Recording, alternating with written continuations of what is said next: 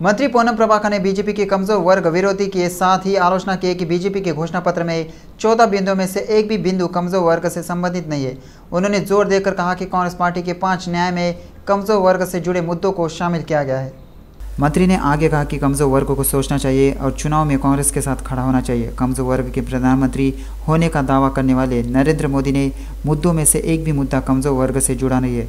यह अफसोस की बात है। बीजेपी के घोषणा पत्र में 14 बिंदुओं में से एक भी बिंदु कमजोर वर्ग से संबंधित नहीं है। उन्होंने जोर देकर कहा कि कांग्रेस पार्टी के 5 न्याय में कमजोर वर्ग से जुड़े मुद्दों को शामिल किया गया है। टीपीसीसी के कार्यकारी अध्यक्ष जग्गा रेड्डी ने लोगों से राहुल गांधी को प्रधानमंत्री चुनने की अपील की। उन्होंने कहा कि अगर राहुल गांधी प्रधानमंत्री बनेंगे तो लोग खुश रहेंगे। जग्गा रेड्डी ने आलोचना करते हुए कहा कि बीजेपी के डबल इंजन का मतलब मौजूदा कर्ज को दोगुना करना है और बीजेपी ने देश को बर्बाद कर दिया है। उन्होंने कहा कि बीजेपी भगवान श्री राम का नाम लेकर जनता को परेशान कर रहा है। उन्होंने तेलंगाना के लोगों से 15 सीटों पर कांग्रेस को जिताने की अपील की है। लाल बाजार में मेन रोड पर कांग्रेस पार्टी का नया कार्यालय खुला है। कैंटोनमेंट कांग्रेस पार्टी प्रत्याशी श्री गणेश ने कार्यालय का उद्घाटन किया। कार्यक्रम में मुख्य अतिथि के रूप में मरकजगिरी संसद प्रभारी मैनमपल्ली हनुमंतराव और मेदक संसद उम्मीदवार नीलम मधु शामिल है। इस कार्यक्रम में कांग्रेस पार्टी के नेता और कार्यकर्ता बड़ी संख्या में शामिल हुए। केंद्रीय मंत्री और तेलंगाना बीजेपी अध्यक्ष किशन रेड्डी ने कहा कि राज्य में बीआरएस पार्टी गायब हो गई है। उन्होंने शिकायत की कि अगर आपने बीआरएस को वोट दिया तो यह बर्बादी होगी, यहाँ तक कि जमानत भी नहीं मिलेगी। चुनाव अभियान के तहत किशन रेड्डी ने मुत्यालबाग हिमायतनगर में बीजेपी के नाम पर घर घर जाकर प्रचार किया। उन्होंने घर घर जाकर बीजेपी को वोट देने के लिए लोगों से अपील की है। उन्होंने कहा कि देश की जनता एक बार फिर केंद्र में मोदी सरकार की ताजपोशी करनी चाह रही है। उन्होंने इस बात की कड़ी आलोचना की कि कांग्रेस पार्टी के फ्रंट को कोई तंबू नहीं है, वो पार्टी न तो जीतेगी और न ही मरेगी। किशन रेड्डी ने भरोसा जताया कि बीजेपी इस चुनाव में 400 से ज़्यादा सीटें जीतेंगी।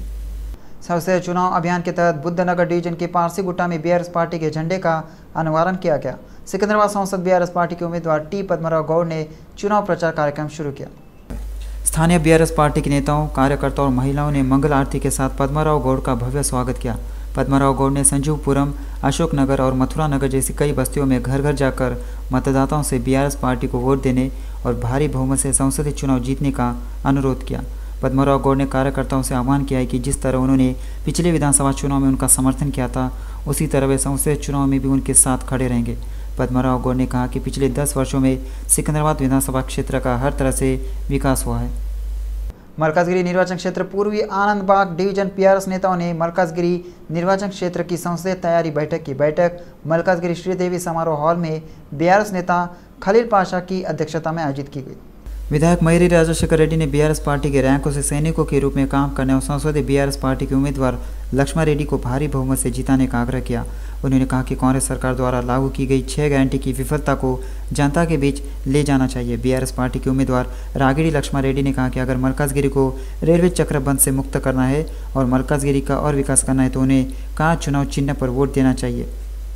मरकजगिरी संसद बीआरएस उम्मीदवार रागिड़ी लक्ष्मण रेड्डी ने कहा कि तेलंगाना राज्य का विकास केवल तेलंगाना राज्य के पहले मुख्यमंत्री केसीआर के सहयोग से हुआ, जिन्होंने तेलंगाना राज्य के गठन के 10 वर्षों में विकास की दिशा में काम किया।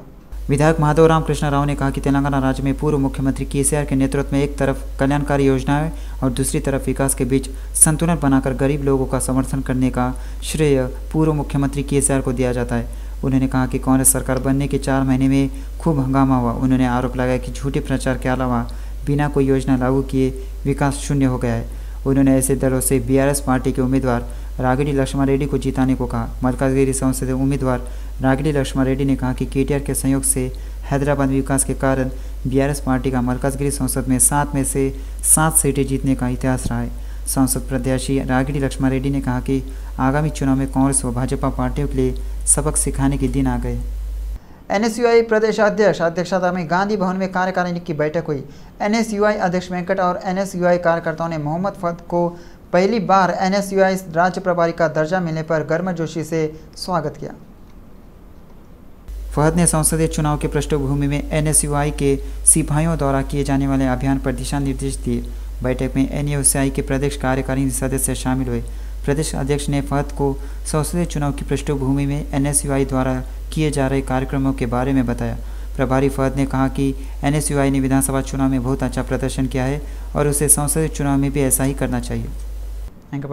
तेलंगाना के सीएम रेवंत रेड्डी ने कहा कि चुनाव से पहले उनके और कांग्रेस पार्टी के नेताओं द्वारा किए गए वादों के बावजूद पिछले 4 महीनों में जांच के लिए सीबीआई को नहीं बुलाया गया। इसलिए चूंकि मीडिया भारतीय लोकतंत्र की 4 प्रमुख स्तंभों में से एक है, इसलिए वे बड़े घोटालेबाज नागरिकों को धोखेबाज से बचाना चाहते हैं और नागरिकों को जिम्मेदारी से तथ्यों की रिपोर्ट करना चाहते हैं। के पॉल ने सबसे बड़ा भारतीय घोटाला मेगा कृष्णा रेड्डी कंपनियों के भ्रष्ट राजनीतिक दलों द्वारा रिश्वतखोरी की सीबीआई जांच की मांग की। उन्होंने कहा कि मेगा कंपनियों ने विभिन्न राजनीतिक दलों को लगभग 1200 करोड़ रुपए का चंदा दिया है, लेकिन अमीर हमारे राज्य के गरीब नागरिकों को लूटकर अरबपति बन रहे हैं। विवेकानंद रेड्डी की बेटी सुनीता रेड्डी ने कहा कि वह 5 साल से उनके पिता के हत्याकांड में न्याय का इंतजार कर रही है। उन्होंने कहा कि इस मामले में अभी सीबीआई को बहुत कुछ करना है। उन्होंने हैदराबाद में आयोजित एक बैठक में विवेकानंद रेड्डी हत्याकांड को लेकर पावर पॉइंट प्रेजेंटेशन दिया। साथ ही उन्होंने कहा कि इस मामले में सीबीआई पर दबाव है। क्या विवेकानंद रेड्डी के द्वारा निभाए गए दृश्यों को देखकर कोई सोचेगा कि वह दिल का दौरा पड़ा है? हत्या की रात सुनीता ने अगली सुबह गूगल टेकआउट और IPDR डेटा के साथ कॉल डेटा का खुलासा किया। सुनीता ने कहा कि सांसद अविनाश ने विवेकानंद रेड्डी की हत्या के मामले में A1 आरोपी RR गंगी रेड्डी और A3 उमाशंकर से परिचित थे। उसने एक अन्य आरोपी सुनील यादव के छोटे भाई किरण यादव के साथ अविनाश और उसके पिता भास्कर रेड्डी की तस्वीरें दिखाई। अविनाश से उमाशंकर रेड्डी को आईफोन कॉल्स की डिटेल्स सामने आई है। महेश्वरम जोन की डीसीपी सुनीता रेड्डी ने सीसी कैमरों का उद्घाटन किया। DCP Sunita Reddy, Ibrahimpatnam ACP Raju, Adibatla CI Raghavendra Reddy ने स्टाफ और कॉलोनी निवासियों के साथ रंगारेड्डी जिले के आदिभट्ला पुलिस स्टेशन के तहत नादरुगुल ग्रीन होम्स कॉलोनी में 50 सीसी कैमरे लगाए।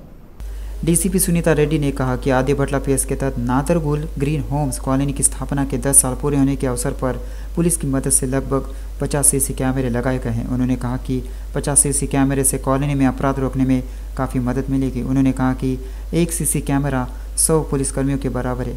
महेश्वरम क्षेत्र शहरी और ग्रामीण दोनों होगा। उन्होंने कहा कि चूंकि यह ज़्यादातर ग्रामीण जगह है, इसलिए अगर हर कोई सीसी कैमरा लगाएगा तो अपराध को रोका जा सकेगा। उन्होंने कहा कि यह ग्रीन होम्स कॉलोनी सीसी कैमरे महेश्वरम क्षेत्र के लिए एक रोल मॉडल होंगे। हैदराबाद के जगतगुरी गुट्टा में एक किराने की दुकान से पुलिस ने गांजाई चॉकलेट के 160 पैकेट और 4 किलो सूखा गांजाई पाउडर जब्त किया।